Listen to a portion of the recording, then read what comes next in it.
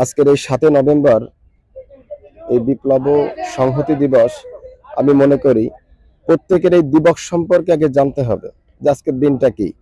এখানে শুধু আমরা ফুল দিলাম, আমরা চলে গেলাম, বাট অতীতের ইতিহাস না জেনে এই সংহতি দিবসটা কি, কিভাবে আসছে, উৎসটা কোথায়, আমি ব্যক্তিগতভাবে মনে করি যে প্রত্যেকটা নাগরিকের, বাংলাদেশের যে নাগরিকরা আছে যারা একটু সচেতন, তাদের এই সংহতি দিবস সম্পর্কে জানা উচিত, অ্যানালাইসিস করা উচিত।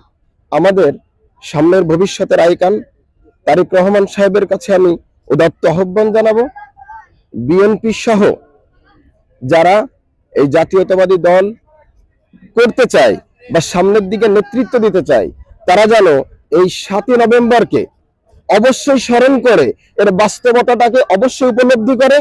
আমি ব্যক্তিগতভাবে মনে করি যদি এই ৭ নভেম্বর এই ত্যাগ, আমি ১৯৭১ সালের ত্যাগের চেয়ে ১৯৭৫-এর এই ৭ নভেম্বর ত্যাগ, এই অভ্যুত্থান কোনো অংশে কম নাই।